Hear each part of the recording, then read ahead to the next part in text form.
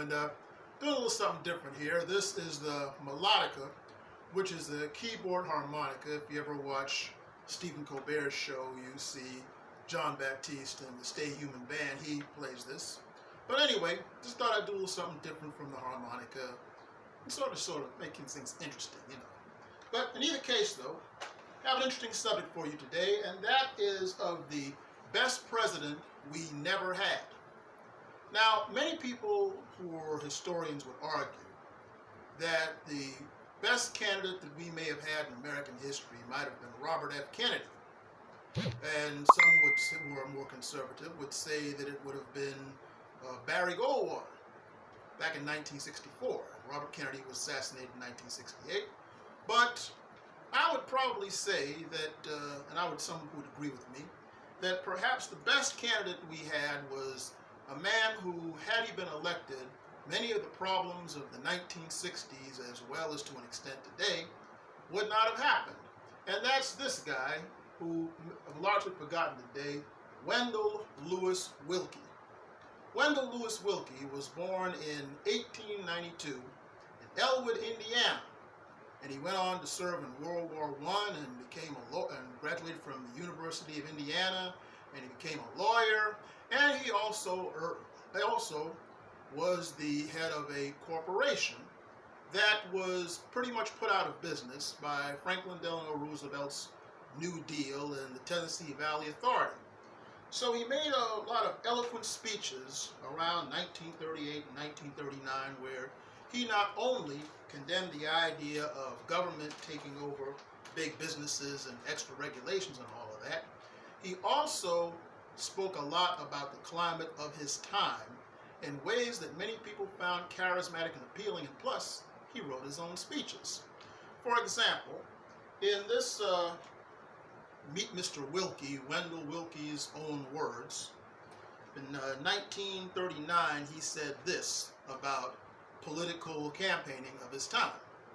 They sought to provoke one class against another and use the misconduct of a few as an excuse against the many. As you look back through the tremendous changes in recent years, can you recall any government leader who has arisen to say with malice toward none, or anyone who has confessed that he prayed for his enemy and never cherished toward him bitter and vindictive feelings, or who asked for more charity for the opinions and acts of one another in government matters?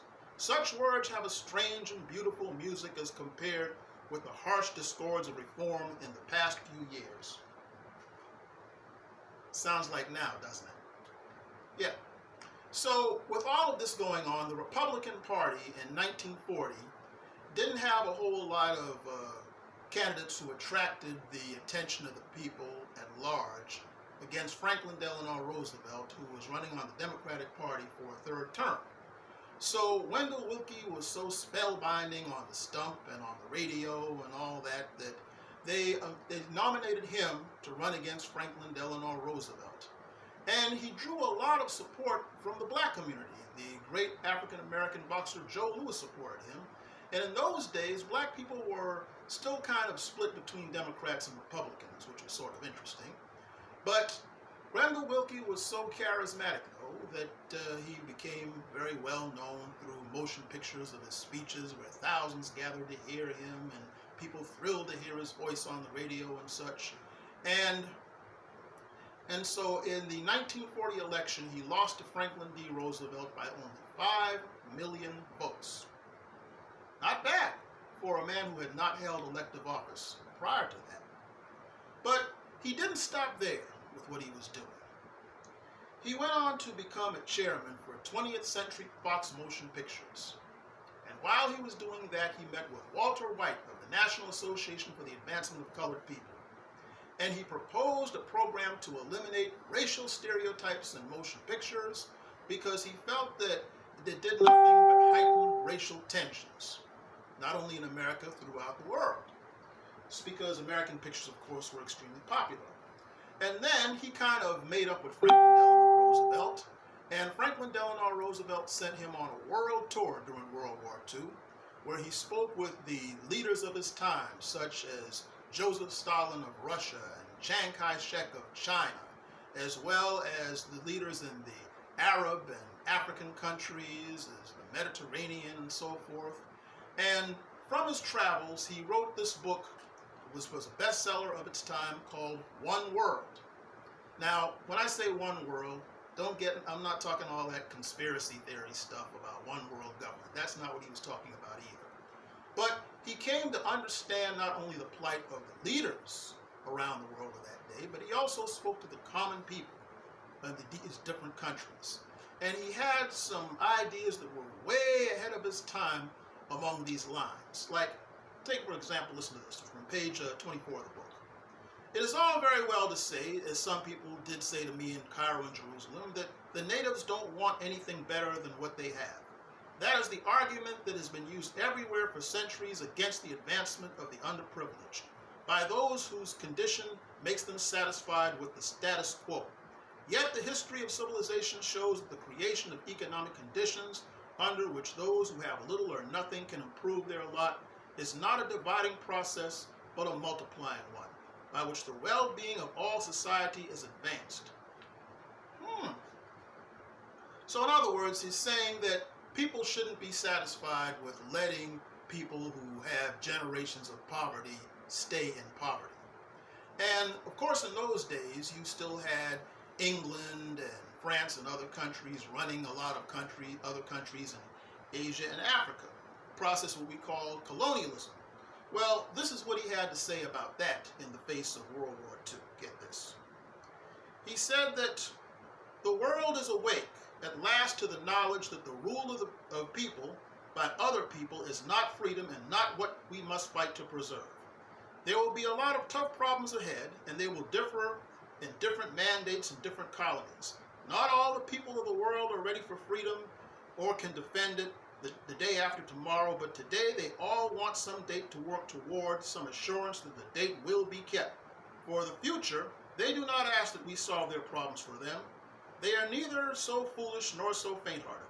They ask only for the chance to solve their own problems with economic as well as political cooperation.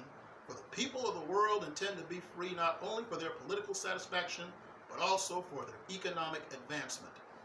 Whoa! Folks, had we listened to that kind of thing, a lot of the problems that we would face in other countries wouldn't have happened. So, in 1943, race riots broke out in Detroit over competition of black and white laborers that were brought to that city largely from the southern United States. Well, the riot was a pretty destructive one, and Wendell Willkie got on the radio on July 21st, 1943, on this address on CBS Radio. 1/10 of the people in this country belong to the Negro race. In the spirit in which our independence was gained and our republic established, there are certain things that these Negro citizens are entitled to, not as a matter of patronage or intolerance, but as a matter of right. 1943, mind you, and he's saying things like this at a time when many believed that African Americans could not even vote. And he attempted to run in 1944, but the Republican Party passed on him. And he had a book called An American Program, which is shown right here, where he dedicates at least 2 chapters of it to problems of race in America. And here's some of what he had to say. The deep patience of the colored people is nearing an end. The war has pointed the issues to them. They feel, and who could deny them, that if they have the right to die with their white fellow citizens in the protection of liberty, they have the right to live with them in terms of their enjoyment of liberty. We have granted them that first right. It is our obligation to see to it that they get the second. And part of his program involved equal education for African Americans, as well as the full right to vote, among other things. Unfortunately, Wendell Willkie didn't take very good care of himself.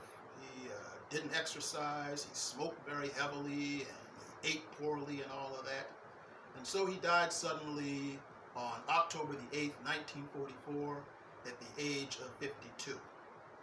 And it's interesting to consider that had this man lived And had he actually become president, which he came very close to being, the problems of the Vietnam War, Middle East wars, and civil rights and all of that, a lot of that stuff would have been solved a lot sooner than it was. And this country and this world would have been spared a whole lot of heartache. So why is this important? You know, we can't follow dead people, right? So why even bring all this up? Folks, I've got to tell you some raw, hard truth. The American people today are lost and without direction. Many people cannot separate the truth from the trash when they look for information on the internet nowadays. And there are many grievances, but hardly anyone is offering real solutions. And thus, a people so easily deceived are easily destroyed. So what do?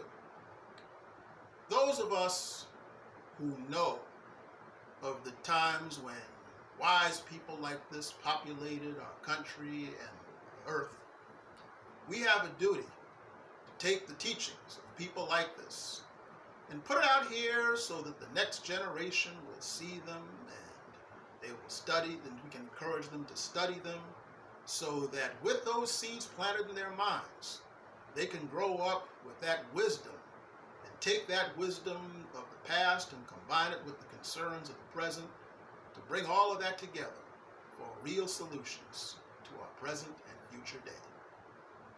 This is Damon Fordham.